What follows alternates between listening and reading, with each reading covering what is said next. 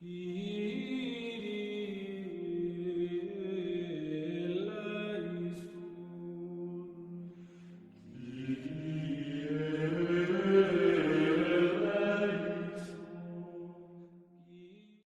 pessoal, tudo bem?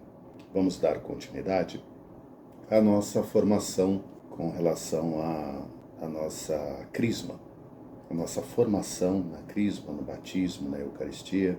Nós estamos trabalhando os 7 sacramentos.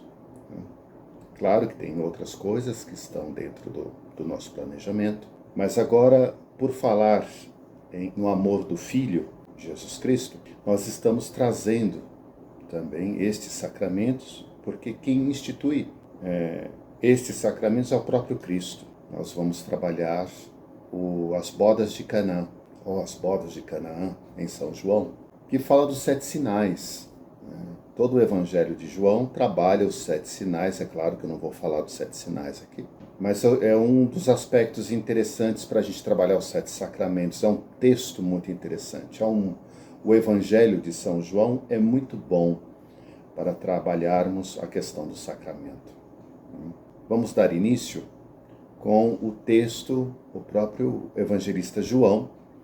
Ele fala lá em João 21, 25, 24, 25, ele termina, né? Praticamente o texto dele assim, ele fecha o evangelho dessa maneira, que é bom a gente entender isso aqui, o que ele está dizendo. Ele fala assim: este é o discípulo que deu testemunho dessas coisas e que as escreveu. E nós sabemos que o seu testemunho é verdadeiro. Jesus fez ainda muito mais coisas. Se fossem escritas uma por uma, penso que não caberia no mundo os livros que seriam escritos. Ele está falando dos sinais. Jesus fez muitos sinais, mas ele só vai apresentar 7. Em todo o Evangelho de São João, já expliquei para vocês que existe o Evangelho de Mateus, que tem uma perspectiva, o de Marcos tem outra, e de Lucas tem outras, para serem lidos juntos. O Evangelho de São João é um evangelho diferente, né? Extremamente complexo, muito mais difícil de entender, mas muito rico em questões simbólicas, né? Porque ele é escrito para todo mundo e para apresentar Jesus como o Filho de Deus e mostrar que Jesus, ele apresenta o Pai. Então, o Evangelho de São João, ele vai mostrar isso através de sinais, que a gente não vai chamar de milagres, a gente vai chamar de sinais, tá bom? Milagres é uma outra discussão, é uma outra questão, tá? Que não cabe hoje a gente falar sobre isso. Então, quando a gente lê coisas no Evangelho de São João, entenda-se sinais. Depende muito de tradução de Bíblia para Bíblia, né? Alguns autores preferem sinais, outros preferem coisas. Então, as bodas de Caná na Galileia é um dos textos mais lindos, né? Dos evangelhos, dos textos evangélicos. Este é um dos mais ricos porque ele ajuda a trazer muitas questões, mas eu vou apresentar 2 aqui. Primeiro, ele traz muitos aspectos da tradição judaica. Isso é interessante, né? Então, as bodas de Canaã, a gente vê ali elementos da tradição judaica, que a gente já estudou, né? Nós já vimos isso. E segundo, os sinais de Jesus, ele apresenta os sinais de Jesus e o mistério da nossa fé cristã. Então, as bodas de Canaã e o Evangelho de São João, ele é muito rico nesse sentido. Ele mostra o aspecto da cultura judaica e mostra também os sinais de Jesus e o mistério da nossa fé cristã. Então, é muito interessante as bodas de Canaã, por quê? Porque a gente consegue perceber, né, passa pela nossa percepção na leitura, a gente começa a perceber nas bodas de Canaã os 4 sacramentos. Tem mais, mas a gente consegue perceber os 4 principais que eu quero falar aqui. O batismo visível, né, que a gente... se a gente lê as bodas de Canaã assim, de supetão, sem muita reflexão, sem muita análise, isso passa despercebido. Por isso que é importante a gente dar essa pausa e eu fazer essa chamada de atenção para olhar as bodas de Canaã, mas sempre tendo como pano de fundo os sacramentos. O do batismo, né, que a gente viu, que não é o batismo de João, mas o batismo de Jesus. Olha que interessante. O batismo de Jesus, que é um batismo diferente. A gente vai ver isso. Que não é um batismo com água. Né? É um batismo diferente. Depois a gente tem a Eucaristia. A gente consegue ler nas bodas e encontrar nela o sacramento da Eucaristia. Em grego, bem, né? Caris, né? Graça, Eucaristia, Theos, Tio de Theos, né? Eucaristia, o bem, graça de Deus. Olha que bonito. Então é graça de Deus, é uma ação de graça a Eucaristia. A gente vai ver isso. Depois nós temos a Crisma. A gente consegue perceber o sacramento do Crisma ali, com relação ao Cristo. O Messias aparece. Os seguidores do Mestre. Que é linda essa passagem, esse trechinho que eu vou mostrar, onde nas bodas a gente encontra a primeira seguidora do Mestre. Não são os discípulos. Se engana quem fala isso. A primeira a seguir Jesus é Maria. Tá bom? Então vamos lá. E o matrimônio. O matrimônio é a nova aliança. E a gente vai ver o novo altar. Muito forte. Está tudo nas bodas de Caná. Que a gente vai esmiuçar e... Olha ali, ó. Versículo por versículo, a gente vai ler o que está escondido. Então, o que é importante? Segundo ponto, quando a gente estuda as bodas de Canaã, encontramos o significado da antiga aliança e da nova aliança. Então, nas bodas está ali a antiga aliança e a nova aliança. Isso é importante também tomarmos como pano de fundo ao ler as bodas de Canaã. Por isso, essa reunião ela deve ser revista e ela não pode ser assistida assim na velocidade da luz. Não, tem que ser revista com muito calma, com muita tranquilidade, assistir de novo e vejo de novo, deixa eu ver de novo aqui, ó.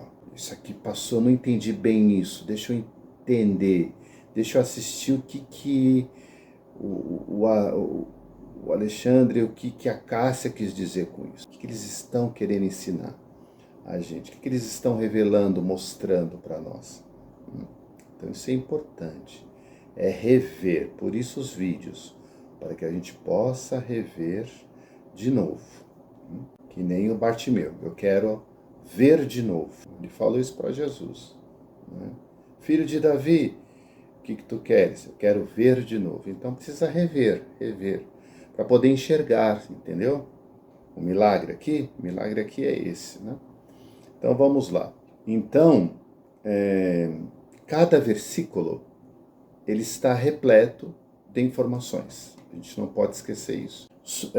Informações sobre o quê? Sobre a economia. O que é a economia aqui? Não é a economia de dinheiro, não. Economia é salvação. É um termo teológico que significa a manifestação, é Deus que se manifesta para a salvação. Então é o mistério da economia. O que é esse mistério da economia? É um chamado de Deus que está no coração de Deus e na mente de Deus para salvar a humanidade. Tá bom? Então a gente consegue fazer a leitura das bodas de Canaã nessa perspectiva. Por isso, ler os versículos por versículos para a gente poder entender aonde está essa mensagem. Muito bem.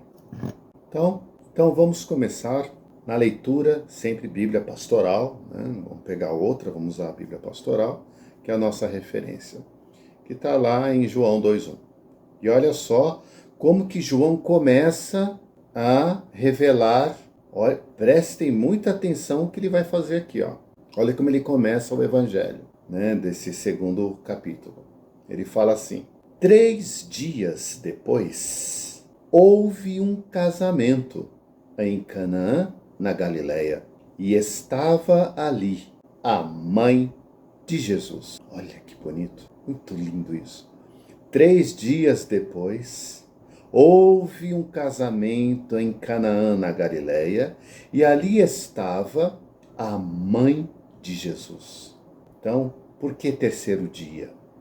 Lembra lá? No primeiro dia, no segundo dia, no terceiro dia, no quarto dia, no sexto dia. Tem mensagem por detrás aqui. Então, ó, o terceiro dia apresenta a relação da aliança de Deus com Israel. Por quê? Porque está lá no livro do Êxodo. Está lá no Êxodo 19:11. No terceiro dia, o Senhor descerá sobre o Monte Sinai, à vista de todo o povo. Olha lá o que João está fazendo. Ó. O Senhor descerá no Monte Sinai, à vista de todo o povo. Olha aqui Mateus, ó, o Sermão da Montanha. Olha que lindo isso, o que João está fazendo. Olha a ligação aqui, ó. O Senhor vai descer no Sinai, né? Vai se revelar para o povo, e Mateus está falando vai falar do Sermão da Montanha. Lindo. Então vamos lá. Quando ele traz essa passagem, né? Quando João traz essa passagem, João está falando que vai acontecer uma grande mudança na aliança de Moisés para a aliança com Jesus. Então você tem a primeira aliança aqui de Moisés, o Senhor que vai descer no Sinai, né, no Monte Sinai ali, e aí você tem a primeira aliança. E o João está falando, ó, tem uma segunda aliança aqui, ó, uma segunda aliança. O Senhor vai falar e vai estabelecer uma nova aliança. Então existe uma antiga aliança e existe uma nova aliança. Olha que lindo isso. Então João, ao colocar a mãe de Jesus, né, no começo da narrativa, ele quer passar uma informação importantíssima. Né? Qual é o detalhe aqui? O detalhe é que Maria, a mãe de Jesus, aparece apenas 2 vezes no Evangelho de São João. Ela só aparece 2 vezes, nas bodas e na crucificação. Tem um porquê. Então, ela aparece lá aqui nas núpcias, né, de Canaã, toda a núpcia de Canaã, 2:1-12, e aparece na crucificação, 19, 25, 27. Então, é aqui que Maria aparece, só 2 vezes. Agora, qual é a pergunta quente aqui? A pergunta quente é: por que, para revelar o primeiro sinal, Jesus, escolhe um casamento, uma celebração, uma cerimônia, uma festa de casamento? Interessante, né? Então, João traz a celebração, a cerimônia e a festa de casamento. Por quê? Por quê? É isso que a gente precisa entender. Para explicar o significado simbólico. Lembra do símbolo que une, que junta? Símbolo é isso. Então ele traz a imagem de um casamento, a celebração de um casamento, para revelar a nova aliança, a redenção humana e a Eucaristia. Então ele pega o casamento para revelar esses três aspectos aqui, que é muito forte, muito importante para nós. Né? Então vamos pensar um pouquinho na antiga aliança, que a gente já demos uma pincelada nisso, lá em dezembro. Então, no Antigo Testamento, os profetas representavam o quê? A aliança de Deus. Deus é o esposo. Israel é a esposa. Não pode esquecer isso. A gente já viu isso. Já comentamos sobre isso. Então vamos recapitular. Então, na antiga aliança, nós temos a aliança de Deus, que é o esposo, com a aliança, com a esposa, que é Israel. Né? Israel, o povo de Israel. É a esposa. Onde que a gente vê isso? Onde está escrito isso? Isso está escrito no livro de Isaías. Livro de Isaías 54, 5. Então fala assim lá no livro de Isaías. Olha que bonito. Ele fala assim: porque o teu Criador é o teu marido. O Senhor dos exércitos é o seu nome. E o Santo de Israel é o teu Redentor. O Deus de toda a terra. Então, olha só, Redentor, Senhor dos exércitos, marido. Isaías está falando isso. Né? Ele é chamado o Deus de toda a terra. Então, esse é o esposo. E o povo de Israel é a igreja. Aí tem Oséias. Oséias é legal. Já falei de Oséias aqui. Então, vamos no Oséias 2:3. Oséias fala assim, né? Que a gente tem que ler Oséias pensando lá na Samaritana, que é interessante. Porque Oséias, ele era um samaritano. Né? Ele era da região de Samaria, que não foi aceito pelos samaritanos, inclusive. Então, o profeta geralmente não é aceito na sua própria casa. Faz muito sentido isso, né? Inclusive hoje na igreja. Então, assim, ele fala assim: para que eu não a deixe despida e a ponha como no dia em que nasceu. Ó, o desamparo, e a exponha como no dia que você nasceu, né? Que é o desamparo. A gente nasce nu, né? Sem roupa, desamparado, né? Precisa de toda uma proteção aqui, que é o que Oséias está falando, o profeta, né? Então, para que eu não a deixe despida e a ponha e a exponha, ou ponha como no dia de como nasceu, tal como nasceu. E a torne como um deserto. Olha o deserto aqui, ó. As provações, as tentações. Olha a delicadeza do profeta. Não vai expor essa mulher às tentações, porque ela vai sucumbir. Tá vendo? Interessante aqui, ó. Essa fala do profeta Oséias com relação ao deserto. Né? E a faça como uma terra seca e a mate de sede. Então, largar essa mulher é matá-la. Ela vai morrer. Ela vai sucumbir. Então é interessante isso. Por isso que o profeta Isaías e o profeta Oséias, ele mostra Deus como esse esposo protetor que cuida da sua esposa. Né?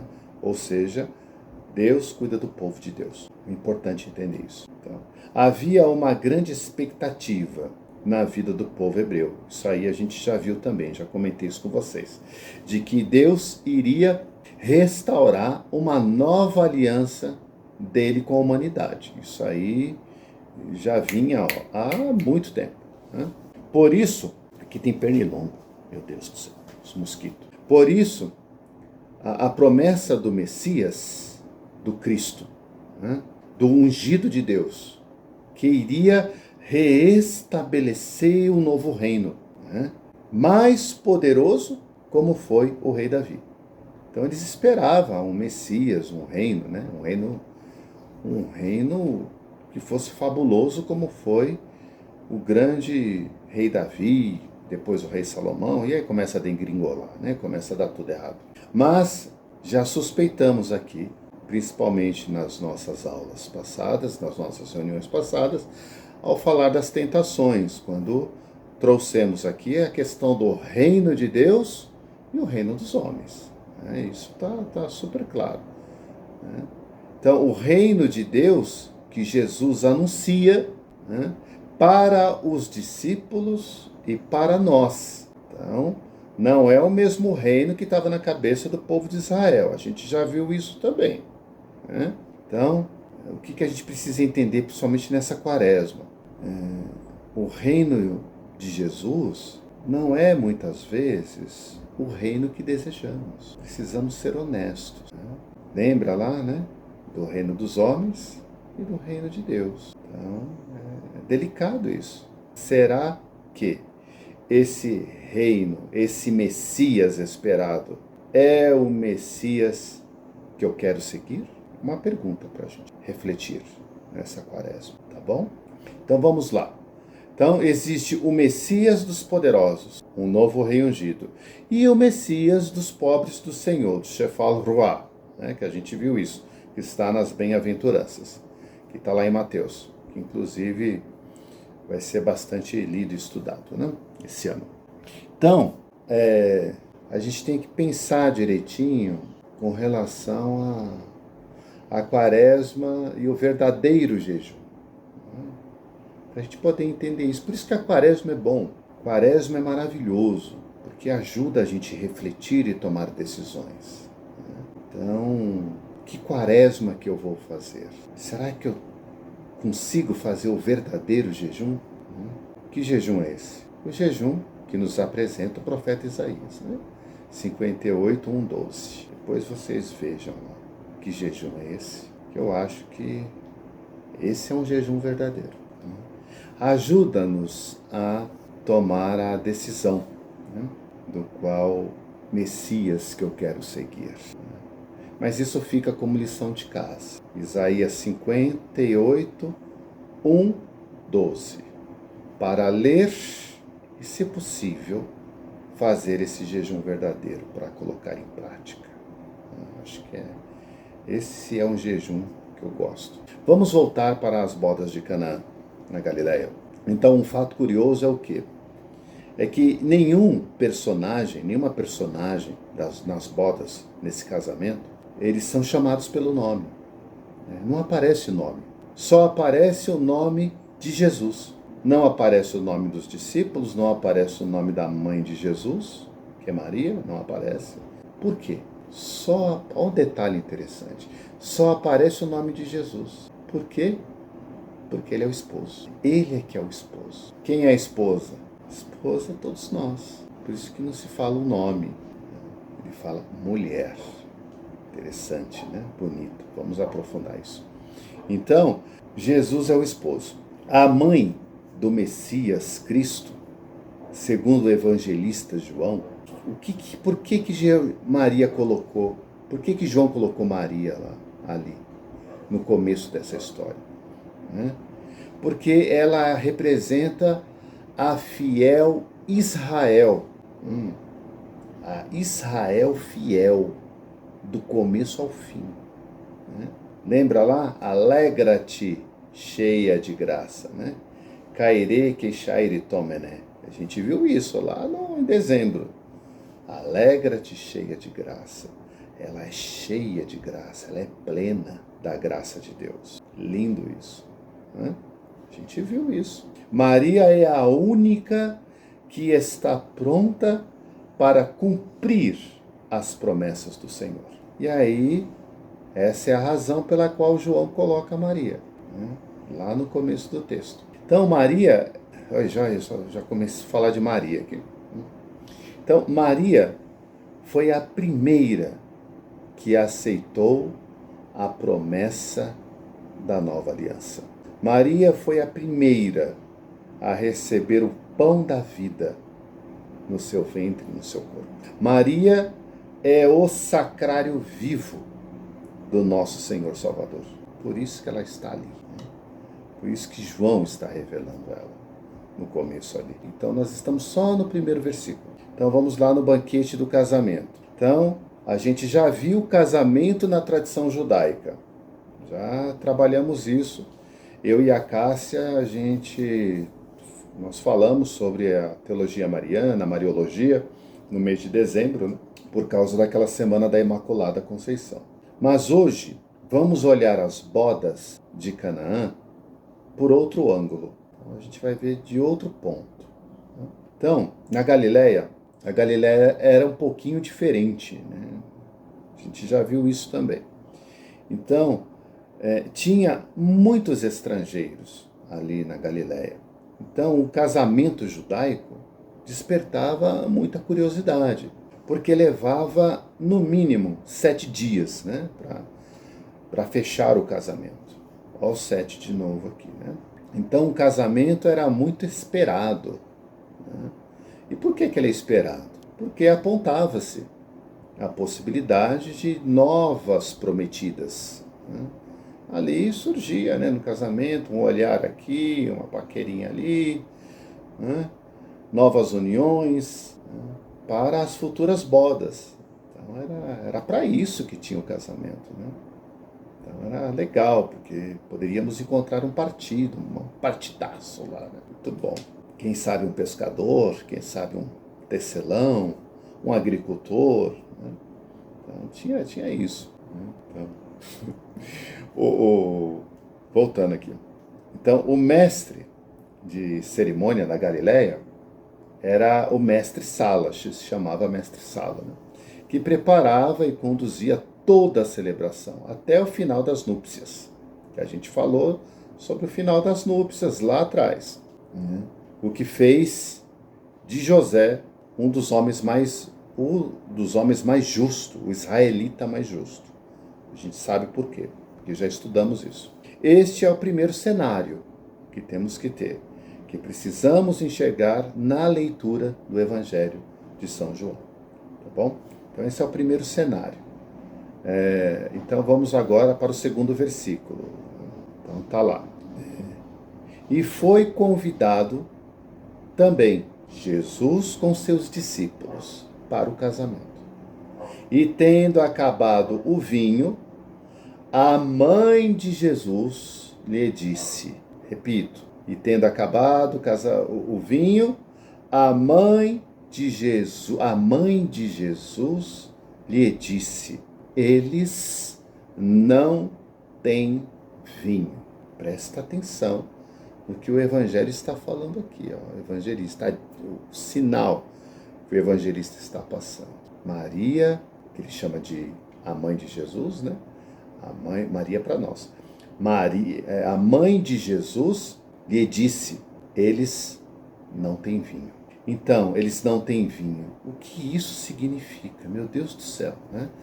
Não ter vinho na tradição era um escândalo na tradição judaica. Por quê? O que diz a Bíblia sobre o vinho? Que é muito importante o que nós vamos pensar aqui. Então está lá no texto de Amós, que é muito interessante. Amós 9, 13 e 14 fala assim, né? Dias virão, diz o oráculo de Javé, né?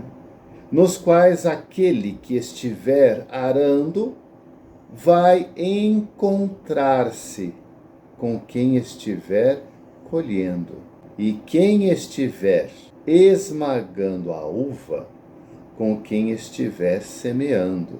As montanhas, olha lá a montanha de novo, hein? Olha lá o sermão da montanha, olha o Amós falando. As montanhas vão destilar vinho novo, que escorrerá pelas colinas. Farei voltar os exilados do meu povo. Eles voltarão a construir as cidades que foram destruídas, e nelas vão morar. Plantarão vinhedos e beberão seu vinho, formarão pomares e comerão suas frutas, seus frutos. Olha a Eucaristia aqui, ó, aparecendo, que coisa linda. Profeta Amós, lá atrás, falou isso. Lindo demais, muito lindo. E aí o profeta Amós fala da alegria. Então o vinho representa a alegria. Plantarão vinhas e beberão do seu vinho e farão pomares e lhes comerão fruto. Olha aqui, ó, fartura, prosperidade, alegria, partilha. Lindo demais. Profeta Joel. O que o profeta Joel fala lá no 4:18? Ele fala assim: neste dia as montanhas, olha a montanha de novo, sermão da montanha, tá vendo? Sermão da montanha. As montanhas gotejarão vinho novo, ó, de novo, vinho novo, de novo falando do vinho novo. Das colinas escorrerá leite, e a água correrá em todo o riacho de Judá. Riacho, rio, Judá, João Batista, olha aqui, ó, as conexões. Do templo de Javé brotará uma fonte que irrigará o vale das acácias, das flores, né? Lembrou Caetano, né? A música do Caetano. Então vamos lá. Então, eu já fico empolgado. Então, outro texto lindo demais no Antigo Testamento é o Cântico dos Cânticos, 7:10, né? Então fala assim: sua boca é um vinho delicioso, que se derrama na minha. Ó a intimidade, né? Que se derrama na minha, molhando-me lábios e dentes. Eita, que coisa linda! Assim, Teresa de Ávila amava esse texto, né? Como as mulheres, né? Elas gostam muito do romance, desse carinho, desse chameguinho, né? Então, é bonito. O autor que escreveu isso, eu desconfio que foi uma mulher, não foi um homem, não. Né? É muita sensibilidade, é muita delicadeza, é muita sutileza, né? É muito encantador. Tudo bem que no Cântico do Cântico tem lá, né, o feminino e o masculino, os dois juntos ali, que representa, na verdade, a humanidade. Né? Que é a humanidade que está em relação profunda com Deus. Isso é a ideia do Cântico dos Cânticos. Mas vamos voltar, senão eu vou ficar dando aula de Bíblia aqui e não é a intenção. Então, agora eu quero que vocês pensem comigo. Vamos raciocinar aqui. Então, vocês imaginem 70 sábios lá de Israel, né, que se juntaram há 300 anos antes de Cristo. 300 anos. Logo depois ali do exílio da Babilônia. Então, eles se juntaram, né, para traduzirem do aramaico para o grego. Né? Porque lembra que a gente já falou isso, lá em Jerusalém se falava mais grego, que era a língua, todo mundo falava grego ali. Então o que eles fazem depois do exílio? Esses 70 sábios, 300 anos antes de Cristo, eles se juntam, pega tudo do aramaico que eles sabiam e coloca na língua grega, porque era a língua que todo mundo falava. Muito bem. Então, olha o respeito que nós temos que ter com o texto do Antigo Testamento e do Novo também, claro. Né? Então, os livros do Antigo Testamento, graças a esses 70 sábios, chegou até nós. Né? Então, eles escreveram com muito cuidado, com muito amor, com muita fidelidade, respeito, porque para eles a palavra de Deus está nas mãos deles. A palavra de Deus está nas mãos deles, sendo conduzida pelo Espírito de Deus, Espírito Santo, né? Claro. Então, olha a responsabilidade desses 70 sábios, que há 300 anos antes de Cristo, depois do exílio da Babilônia, eles escrevem da língua do aramaico para o grego, onde se expande todo esse conhecimento, né? Então, eles têm todo um cuidado de escrever palavra por palavra para que chegasse ao nosso entendimento hoje. E para eles, escrever não era eles que escreviam, ele emprestava eles ali, né, a inteligência, a mente, o amor e a fé deles para que o Espírito de Deus falasse e eles escrevessem. Né? Então, é inspiração, sim, profunda. Então, por isso que é a palavra de Deus. Muito bem. Para quê? Para chegar num belo dia, né? Você entra no guarda-roupa de Nárnia, né? Nárnia. Aí você está ali andando na rua, você escuta um religioso gritando ali, que não é rezando, né? Mas gritando ali aos quatro cantos, afirmando que a Bíblia, que o vinho não é vinho, que o vinho na Bíblia, na verdade, era suco de uva. Olha que interessante, né? Que quem é de Deus não pode beber vinho. Eu desconheço completamente essa catequese. Né? Então é meio complicado isso. Mas o que João quer dizer quando ele diz a Maria, né, fala assim, eles não têm vinho. O que Maria, que João quer dizer com isso? Né? Ele coloca isso na boca de Maria. Eles não têm vinho. O que isso significa? O que será que está por detrás disso? Então tem algumas hipóteses que a gente sempre pergunta, né? E algumas hipóteses interessantes. As pessoas falam assim, ó, o vinho nas bodas acabou porque os discípulos beberam tudo. Essa é uma hipótese. A segunda, não tinha muito vinho, né? Os noivos eram pobres e acabou o vinho. E a terceira, vieram muita gente, né? Acontece isso, às vezes no casamento, né? Você convida um, vem 10. E aí não tem comida para todo mundo, não tem bebida para todo mundo. Então isso é uma hipótese interessante, mas não é nada disso que aconteceu, né? Então Maria falou para Jesus, eles não têm vinho, falta vinho. Qual que é a explicação teológica aqui? O que é o vinho? A alegria, o amor, né? Em oposição com a água. Então você tem a água e o vinho, né? A água, purificação, né? Então, olha que interessante. Segundo, é o material, a água, em oposição ao espiritual. Então Maria entende as necessidades dos sofredores. Isso é uma leitura interessante, que Maria se sensibiliza com a falta do material aquelas pessoas. Então ela intervém. Essa é uma leitura, uma perspectiva que a gente pode ler. Entender a primeira perspectiva como água, pureza, limpar, e vinho, amor. É diferente. Quando Maria fala que eles não têm vinho, isso significa algo muito interessante. É a falta de amor na aliança de Deus. Então o povo não tem o dom do amor de Deus, né? Na aliança que se perdeu. Então a aliança está corrompida, ela está perdida, comprometida. A única pessoa que se dá conta da falta do vinho amor, é Maria. Então, é ela que intervém dizendo, eles não têm vinho, eles não têm vinho. Maria não disse, meu filho, não temos vinho. Ela não falou isso. Ela falou, eles não têm vinho, né?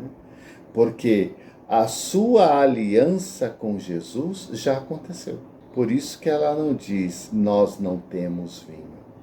Ela disse, eles não têm vinho, né? Porque a sua aliança com Jesus, ela é plena. Já aconteceu. Lá no nascimento de Jesus, né? Então, quando o Espírito Santo a visitou na Galileia, e o Verbo de Deus se fez carne, e ele habitou entre nós, né? Mas eles não perceberam. Ele habitou entre nós, ele habitou em Maria. Olha aí a campanha da fraternidade, né?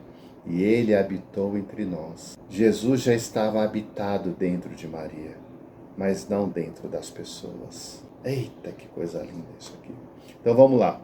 Maria se dirige ao Messias esposo, olha só, da sua igreja, né? Eclésia, comunidade, né? Grupo, igreja, para que solucione esta relação dramática da falta de vinho. Ou seja, que renove a aliança de amor com Deus. Maria pede isso, né? Para que Jesus renove essa aliança para com aquele povo. Olha que lindo o pedido de Maria. Qual foi a resposta de Jesus para sua mãe? Tem muita gente que entende essa resposta como uma resposta mal educada. Não é nada disso. Não tem nada de falta de educação aqui, né? Existe um grande ensinamento por detrás disso, né? Ele fala assim, abre aspas, né? Porque é Jesus que fala. Ele fala assim, o que importa a mim e a ti, mulher? Olha que lindo. Essa relação de amor já existe. E aí ele fala assim: o que importa a mim e a ti, mulher? O amor que já existe, né? Ainda não chegou a minha hora. Essa é a resposta de Jesus. Ainda não chegou a minha hora. O grande sinal do amor de Deus pela humanidade, que ele vai revelar. Né? Quem? Jesus. Jesus vai revelar isso. O grande sinal do amor de Deus pela humanidade. A pergunta quente aqui é: por que Jesus chama sua mãe de mulher, né? E não chama de mãe, nem de Maria? Né? Porque o Evangelho de João aparece uma teologia bem sofisticada, já é bem avançada já, os escritos de João. Então, é o único evangelho que deve ser lido separadamente, né, do sinótico. Por isso que quando João, na boca de Jesus, ele coloca a palavra mulher, ele está afirmando que essa mulher é casada. Olha que interessante. Essa mulher é casada, como as outras duas. Quais as outras duas? É que eu vou falar agora. Então, João apresenta três esposas do Senhor. Maria é a primeira esposa do Senhor. Por quê? Porque ela é a figura de Israel, sempre fiel ao Senhor. Não é a Eva, né? Não é a Eva. E não são as outras mulheres que apareceram em toda a história da Bíblia. É Maria, a mais fiel de todas, a esposa mais fiel de todas, que fez a vontade. Por isso ela é imaculada, né? Por isso é a Imaculada Conceição. Depois temos a segunda esposa. Quem é a segunda esposa? A samaritana. Está lá em João 4:2-1. Outro sinal interessante. A esposa adúltera que o esposo reconquista com o seu amor. Bonito, né? Jesus a reconquista. Jesus é o esposo e a samaritana representa, né, de Samaria, né, a estrangeira que está ali, né? Então ela é a esposa adúltera que Jesus reconquista, a mulher reconquistada. Maravilhoso isso também. E ali ela começa a pregar e anunciar.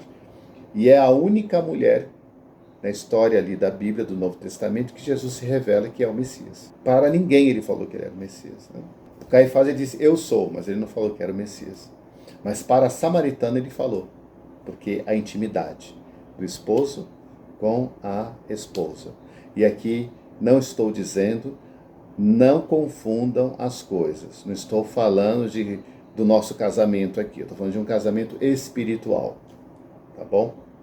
Que é diferente de um casamento físico, de corpo. Não é isso. É um outro significado. Vocês já entenderam. Que tem a terceira esposa, que traz também a sua terceira esposa. Quem é a terceira esposa do Senhor? Maria Magdala. Por que ela é a terceira esposa? Porque ela é a primeira a anunciar Jesus ressuscitado. A nova aliança. Maria é a comunidade, a esposa da nova aliança. Né? Maria Magdala. Ela é a primeira. Por isso que o Papa Francisco fez dela a apóstola dos apóstolos. Né? Então vocês conseguem perceber o protagonismo das mulheres? Que de patriarcalismo a Bíblia não tem nada? Aliás, tem patriarcalismo, né? Mas ela é também muito matriarcal. Tem o papel das mulheres, que não é interessante, principalmente nos dias de hoje, para muita gente falar sobre isso, né? Porque vão dizer que a mulher tem que ser submissa ao homem. E na verdade não é isso que a Bíblia ensina. A Bíblia é junto, lado a lado, não é superior. Quem é superior é Jesus. Ponto final. Né? Os demais são irmãos que caminham juntos. Então tem que entender isso, ficar bem claro. Um texto lido fora do contexto vira pretexto. Para quê? Para defender o machismo. Então tem que tomar cuidado. Né? Mas não vamos entrar nesse detalhe. Então a ação da graça de Deus estão nessas três esposas. Né? Como que a gente percebe isso? Por que é importante a gente constantemente estarmos falando de graça? Né? Porque se a gente entende a graça, a gente se livra do pecado. Então vamos lá ver, lá em Karl Rahner, a gente já viu isso. Então a graça, criação. Primeira graça, primeiro movimento da graça, criação, chamado. Maria, a Israel, fiel do Senhor. Primeiro nível da graça aqui, ó. Criação. Ela gera nosso Senhor e desenvolve, dá educação para o nosso Senhor. Então ali a graça está ali. A Maria cheia de graça. Segundo nível da graça, graça atual, ação humana, samaritana, provocada na experiência da vida. Está ali. Olha lá, teoria da graça. E a terceira, graça santificante, Maria de Magdala, que dá a sua vida para viver ao Cristo. Que a gente viu isso também nas nossas aulas anteriores. Então, muito bem. Qual foi a resposta de Jesus? Ainda não chegou a minha hora. Olha, Jesus declara que a sua hora gloriosa não chegou. A minha hora, diz o Messias, Qual é essa hora do Messias? É a sua crucificação, diz o evangelista.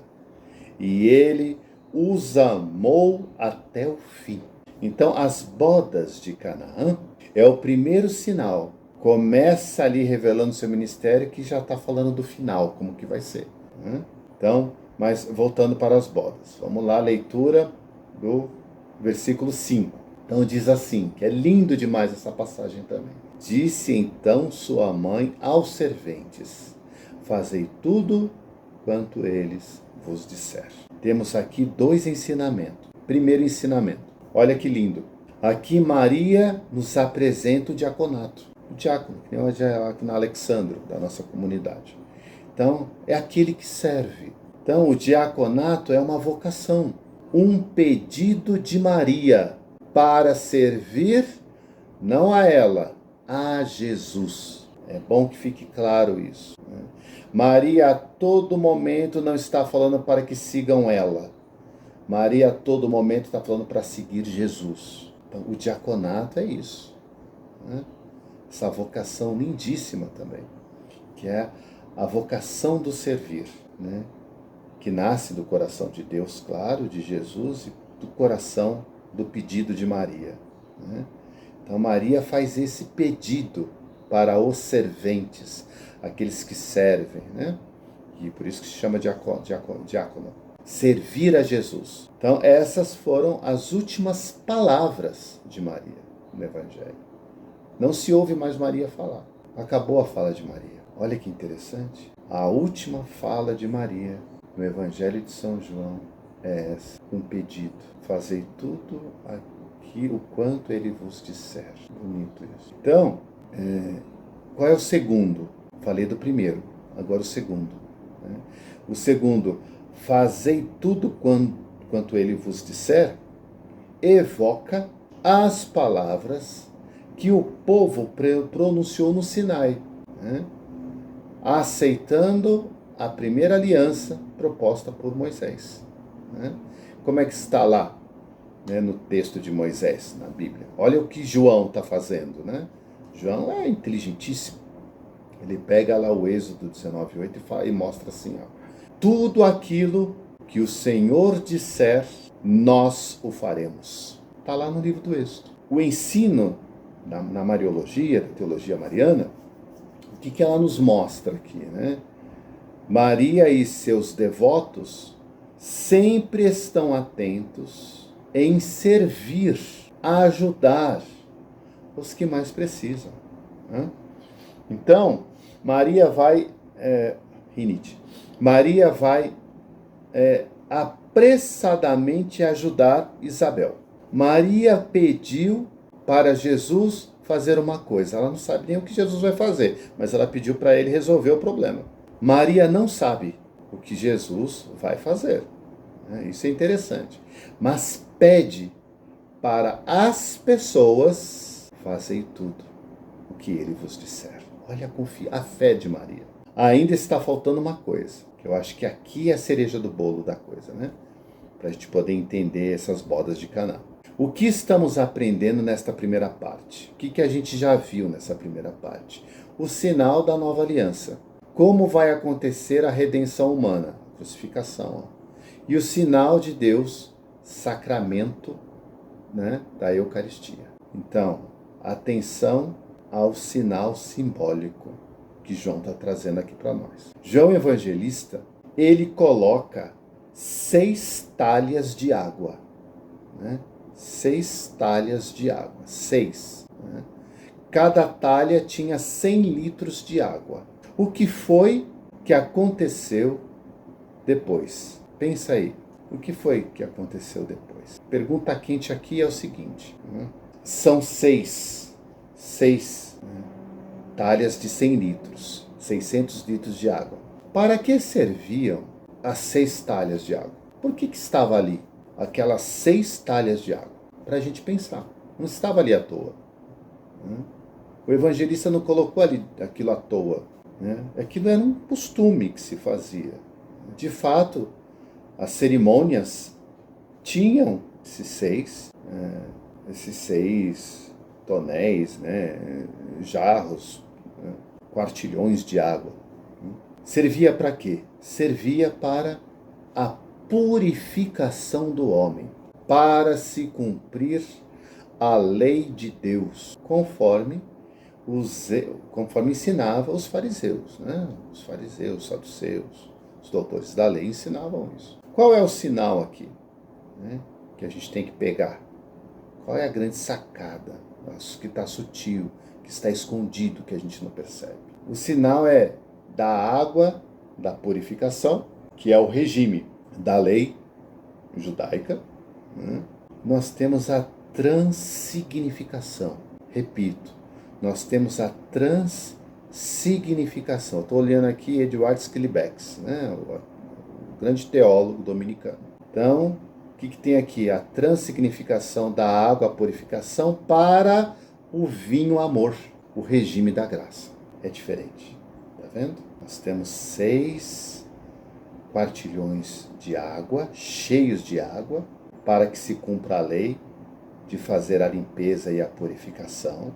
E nós temos a transsignificação de tudo aquilo, que vai se transformar em vinho amor, regime da graça, não regime da lei. Jesus veio cumprir essa lei, mostrando a graça de Deus. Então, o cálice que é levado para o mestre-sala, da cerimônia, é rejeitado. Não é aceito. Não é aceito. É uma crítica. Aquilo não é um elogio. Aquilo é uma crítica. Por detrás daquela fala ali, a gente tem que prestar muita atenção o que o mestre-sala está falando. Então, por quê? Porque, segundo a tradição, o vinho bom é dado no começo da festa. E depois é dado o vinho ruim para os embriagados. Já estão bêbados, embriagados, dá o vinho ruim que eles não vão nem perceber. Então, o mestre-sala, que representa os fariseus, saduceus, a elite judaica, considera que o vinho bom pertence ao passado. Não é o vinho novo, é o vinho velho. Pertence ao passado.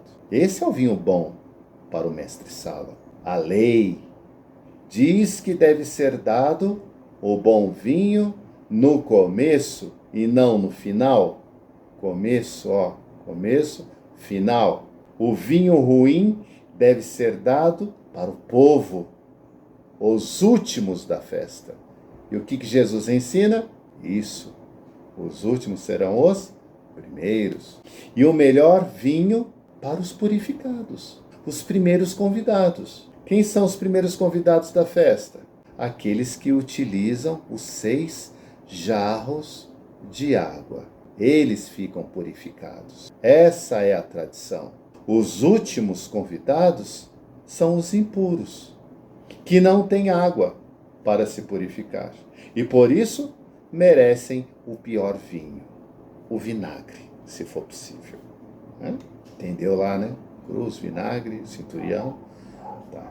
Então, o mestre-sala representa a tradição judaica rígida, o cumprimento dos preceitos da lei de purificação para agradar a Deus. Essa mesma tradição rejeita a novidade proposta pelo Messias esposo, que serve o vinho novo, que serve o vinho amor.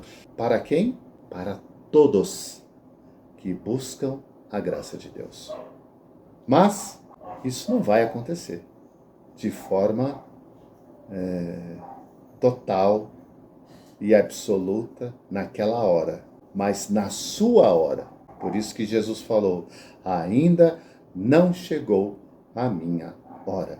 Então, o reino de Deus é a nova aliança. Né? O reino de Deus vai mostrar a nova aliança. Né? Então, quando a gente se vincula com a nova aliança, a gente entra no reino de Deus. Isso é interessante. Né? A gente começa a fazer parte do reino de Deus.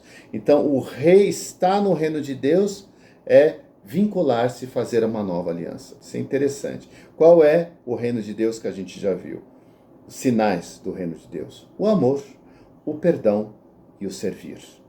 Né? Bem jesuíta, dominicano. Amor, perdão e servir. Amor, perdão e servir. Então, João falou duas coisas importantes aqui. Né? Então, nós temos uma... Vamos lá no finalzinho, depois a gente volta. Né? Então, terminou lá, Jesus fez o vinho, né? Significou a água em vinho. Olha só o que acontece no finalzinho do texto de João. João 2,12 fala assim: e Jesus desceu a Cafarnaum junto com sua mãe. Olha que bonito. A partir daquele momento, Maria seguiu Jesus até a sua morte de cruz. Os que entenderam a resposta do que significa o reino de Deus foram embora. Deixaram de seguir Jesus. Não quero seguir este Messias. Essas palavras são muito duras. Lembra? Já vimos isso. Os que não entenderam a resposta do que significa reino de Deus continuaram com Jesus para poder entender, que eles não tinham entendido ainda. Então vamos continuar com ele até a gente entender. Qual era a proposta do reino de Deus? Amar, perdoar e servir. Ponto. Né? Simples, né? Mas difícil pra caramba. Jesus levou aproximadamente 3 anos explicando e ensinando isto para os seus discípulos. Até o dia da sua morte de cruz, seus discípulos não tinham entendido nada, exceto Maria, a mãe de Jesus, e o discípulo amado. Os dois entenderam, né? Principalmente Maria, que estava convicta, né, de todo o ministério e do que ia acontecer com seu filho, e ali ela esteve presente todo momento com ele. Né? Eles entenderam. Ninguém mais entendeu. Ninguém. Depois de tudo que aconteceu, Jesus reaparece e eles ainda continuam a não entender. A gente vai ver isso, né, mais adiante. Então vamos voltar para as bodas de Canaã. João, no seu evangelho, apresenta então Maria em 2 momentos. Né? A gente já viu isso, nas bodas de Canaã e na morte de cruz. Né? Então, nas bodas falamos da água e do vinho. Em nenhum momento falamos do pão. Olha que interessante. Nós vamos falar agora. Nesta segunda parte, vamos entender o sacramento da Eucaristia. Eu, bem, caris, graça, theos, Deus. Né? Ação de graça, Deus em movimento, Deus no pão. Olha que lindo isso. Vamos entender a Eucaristia, né? Que é Deus que se dá em graça, né? Em sua plenitude de amor, se faz pão. Bonito, tem um cântico muito bonito que eu gosto. E quando amanhecer o dia eterno, a plena visão, ó, ressurgiremos por crer nessa vida escondida no pão. Olha que lindo, catequético. Por isso que eu gosto das músicas da Igreja Católica. Elas têm toda uma catequese, né? Todo o ensinamento. Não é só louvor, não. São ensinamentos profundos, né? Então, já vimos que o pão é um elemento sagrado na tradição judaica. Por isso, Jesus disse nas bodas, né? Ainda não chegou a minha hora. A pergunta quente aqui agora é: quando se dá o início da hora de Jesus? A gente sabe que a hora de Jesus é a sua crucificação, quando ele morre ali. Essa é a grande hora, né? Mas quando ela começa? Quando se dá o início? Começa com a narrativa na última ceia com seus discípulos. Aqui se dá o anúncio da nova aliança e as núpcias do esposo, Jesus com a sua esposa, humanidade. Por quê? Por que é um anúncio e não a hora do casamento? É um anúncio, não é a hora. Porque Jesus ainda não subiu no altar. E onde é esse altar? Esse altar é a cruz. É ali que o esposo vai se encontrar com a esposa. Então, na última ceia, assim como o noivo coloca a aliança, segura na mão da noiva, Jesus faz o mesmo com seus discípulos, dando a eles uma nova aliança. Está lá em Lucas 22, 19 e 20. Essa aliança começa assim: estando para ser entregue e abraçando livremente a paixão, ele tomou o pão, deu graças e o partiu. E deu aos seus discípulos, dizendo: tomai todos e comei. Isto é o meu corpo que será entregue a vós. E do mesmo modo, ao fim da ceia, ele tomou o cálice em suas mãos, deu graças novamente e deu aos seus discípulos, dizendo: tomai todos e bebei. Este é o cálice do meu sangue, o sangue da nova e eterna aliança, que será derramado por vós e por todos, para a remissão dos pecados. Fazei isso em memória de mim. Por isso que a gente canta, né? Cordeiro de Deus, que tirais o pecado do mundo, né? A gente canta isso. Tende piedade, tende piedade, tende piedade, piedade de nós.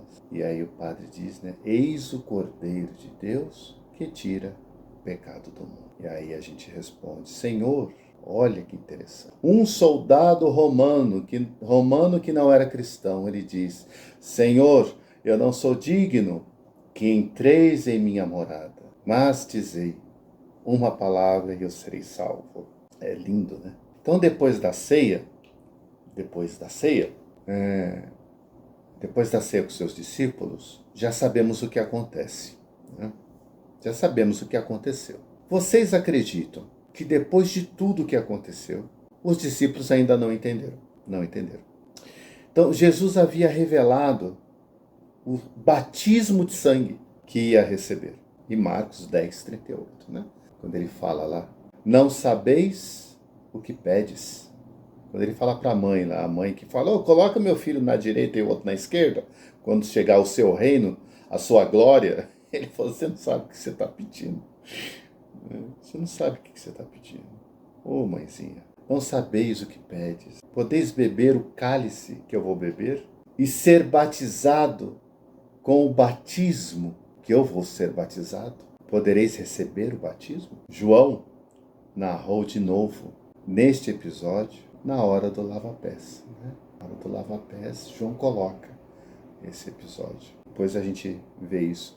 Depois Jesus vai para o Horto das Oliveiras e lá ele é preso, julgado, né, pelo Sinédrio, e é expulso da religião pelo sumo pontífice da judaica, né? O Caifás, que rasga as vestes e expulsa Jesus da sua religião, excomunga Jesus da sua religião. Depois é violentamente espancado, humilhado e condenado à morte, né? Então, a crucificação é a glorificação do Pai.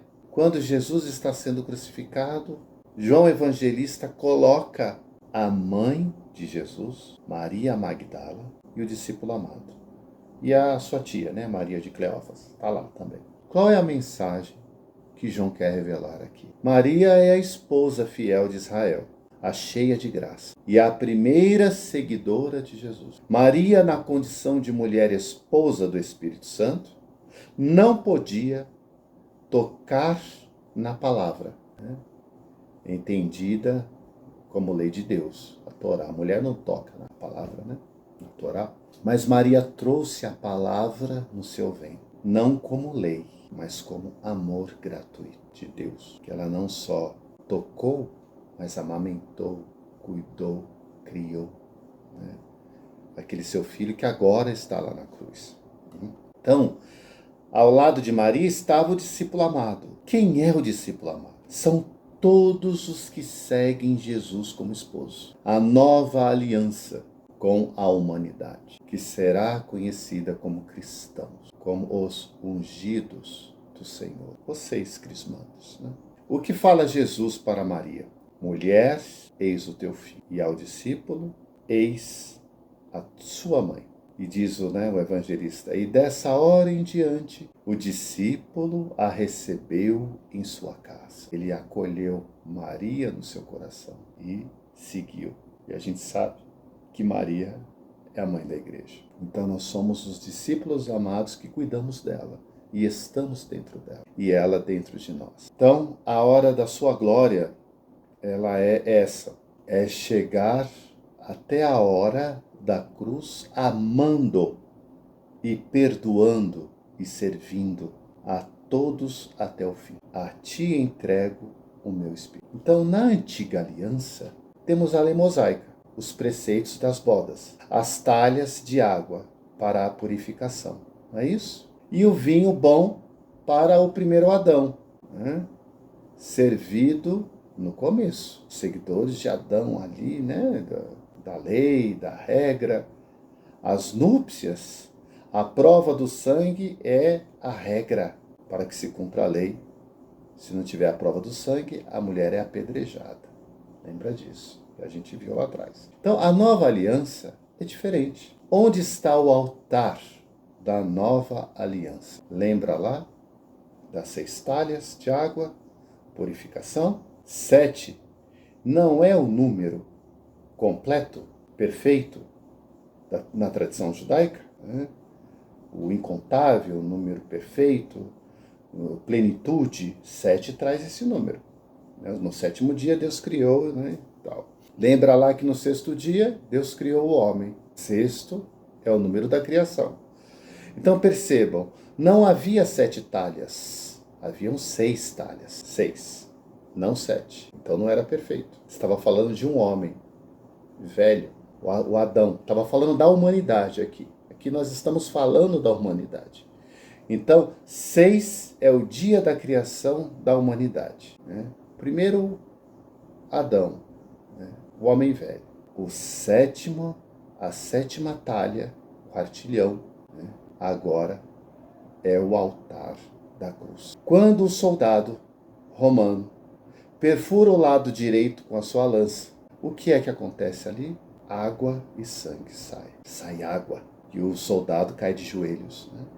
O que Jesus falou para seus discípulos na última ceia?